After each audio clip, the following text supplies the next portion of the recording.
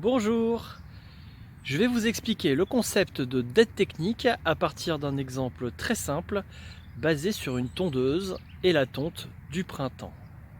Nous sommes le printemps et quand vous avez un jardin, il faut pratiquer la tonte. L'herbe est haute et si vous ne la coupez pas, ça va vite se transformer comme le champ juste à côté en herbe folle. Sauf que le champ à côté, ce n'est pas de l'herbe, c'est du colza, donc c'est normal. Premier élément de base, pour pouvoir faire une tonte, il faut du matériel. En entreprise, les développeurs ont aussi besoin de matériel, un ordinateur, mais aussi des logiciels. Et parfois, une simple licence de quelques euros, ça pose problème pour l'acheter.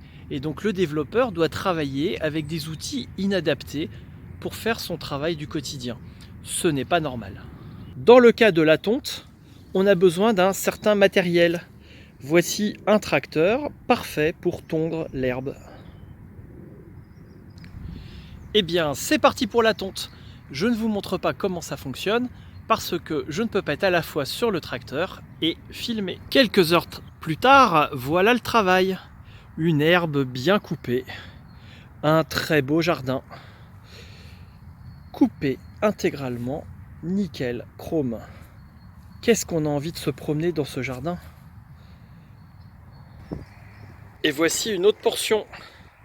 Quel plaisir de voir un jardin aussi bien tondu. C'est que du bonheur. Et ce chemin, qu'est-ce qu'il est beau! Il manque juste les feuilles dans les arbres, mais ça va arriver dans les jours qui viennent, puisqu'on voit les bourgeons. Et le soleil, là encore, ça va arriver les jours qui viennent.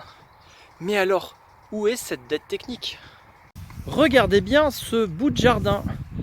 C'est tout de suite moins joli. On voit plein de mottes d'herbe partout dans le jardin. Voilà un début de dette technique. Pourquoi? Regardez bien, c'est encore plus flagrant ici.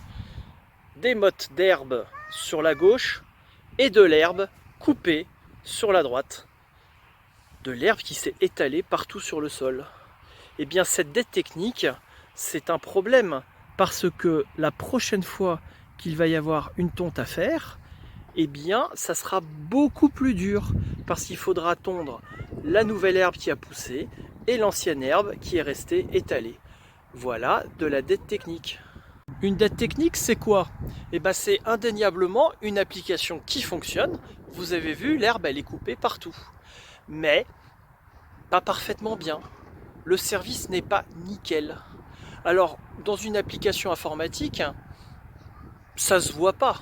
On peut laisser faire pendant un certain temps. Mais vous vous rendrez compte très rapidement que plus vous allez vouloir faire des choses tard dans le temps, plus ça sera difficile parce que l'herbe aura poussé encore plus, parce que les mottes d'herbe seront encore plus présentes. Et donc, il va falloir travailler sur cette dette technique pour pouvoir faire un jardin nickel.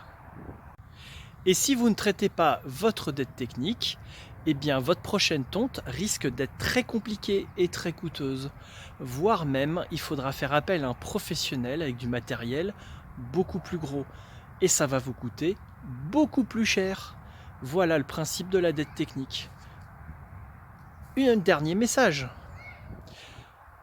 Si vous oubliez de tondre chez vous, l'herbe va pousser. Et plus l'herbe va pousser, plus ça va être difficile de tondre. Donc, pour pouvoir assurer un jardin de qualité dans la durée, il faut tondre régulièrement. C'est le même principe avec un logiciel. Le simple fait de mettre le logiciel en production ne veut pas dire que c'est terminé. Il va falloir le maintenir et donc investir de l'argent pour que ce logiciel puisse évoluer avec les besoins du quotidien. Donc n'oubliez jamais un petit budget pour pouvoir maintenir en conditions opérationnelles, en production, le logiciel. Et voilà, je vous ai expliqué le principe de la dette technique à travers la thématique de la tonte. À bientôt. Une semaine plus tard, il est temps que je m'occupe de ma dette technique. Et voilà, donc cette surface qui avait été tondu sans dette, a été retondu très rapidement, sans effort. Et maintenant, il me reste cette partie à faire qui va être hautement compliquée parce que l'herbe a fortement poussé et il y a l'herbe ancienne qui traîne encore. Donc je vais être obligé de faire un effort supplémentaire pour résorber ma dette technique.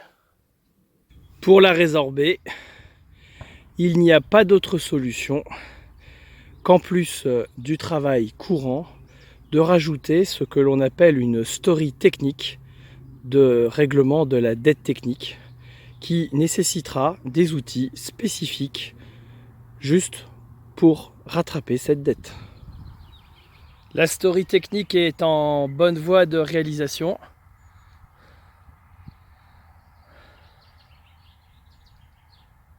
Pendant ce temps-là, ça pousse dans les champs. Pour ceux qui ne savent pas ce que c'est du colza. La story technique de traitement de la dette technique est maintenant terminée. Il ne reste plus qu'à faire la story fonctionnelle de tonte à proprement dit. La story fonctionnelle est terminée, parée pour aller en prod. En conclusion, la dette technique, c'est quelque chose qui doit être pris en conscience, qui doit être mesuré, qui doit être géré. Et à chaque itération, il faut absolument dépenser un petit peu d'investissement pour le traitement de cette dette technique. Si vous ne le faites pas, eh bien il pourrait vous arriver, regardez les images, ce qu'il m'est arrivé en 2015, c'est-à-dire la nécessité de faire intervenir des instruments beaucoup plus lourds pour un chantier beaucoup plus complexe. Et là, je peux vous assurer que ce week-end-là, j'ai pas délivré beaucoup de fonctionnels. Maintenant, il est temps que je parte en production. J'ai des invités qui arrivent, je dois allumer le barbecue. Il faut donc que je vous laisse. Bonne journée.